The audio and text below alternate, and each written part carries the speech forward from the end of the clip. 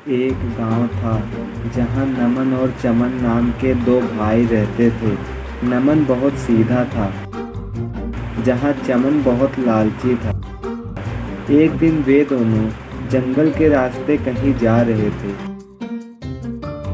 तभी उन्होंने देखा कि वहीं पर एक साधु तपस्या कर रहा है। एक शेर उनको मारकर खाने के लिए आगे आ रहा है। तब नमन ने चमन से कहा कि वो शेर साधु को मार देगा, चलो हम उनको बचाते हैं। तब चमन ने कहा, नहीं, मुझे नहीं जाना है, मैं उस बुड्ढे के लिए अपने प्राण संकट में क्यों डालूं। तब नमन अकेले ही एक डंडा लेकर शेर को डराने लगा, जिससे शेर डरकर भाग गया। शेर को भागता देख चमन भी नमन के पास आ गया।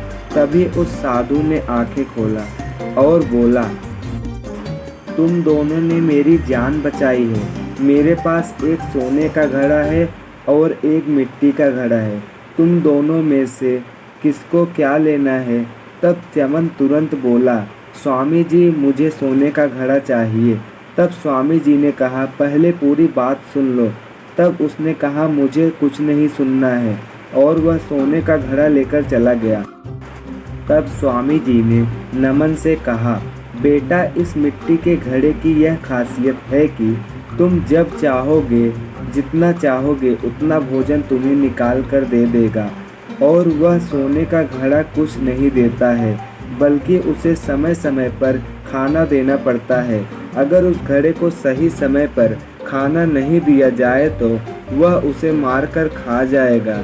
यह बोलकर मुनि गायब हो गए। तब नमन वह मिट्टी का घड़ा लेकर घर चला गया। नमन उस मिट्टी के घड़े से भोजन निकालकर गरीबों को दान देने लगा। वहीं चमन उस सोने के घड़े को सुबह से खाना खिला रहा था। उसने उस घड़े को खाना खिलाने के लिए अपनी पूरी संपत्ति बेच दी। जब उसके पास सब कुछ खत्म हो गया, तब सोने का घड़ा बोला, मुझे और खाना दो, नहीं तो मैं तुम्हें मारकर खा जाऊंगा। तब वह रोता हुआ नमन के पास गया और सब कुछ बताया। तब नमन और चमन उस साधु को ढूंढते हुए जंगल में गए। तब उन्होंने देखा कि साधु अपनी कुटिया के पास बैठे हैं। तब वे दोनों साधु के पास गए और उनको सारी बात बताई। तब स्वामी जी ने कहा, हमें कभी भी लालच नहीं करनी चाहिए और अपने सामने वाला क्या बोल रहा है उसकी पूरी बात सुननी चाहिए। यह बोलकर स्वामी जी ने उस घड़े को वापस ले लिया।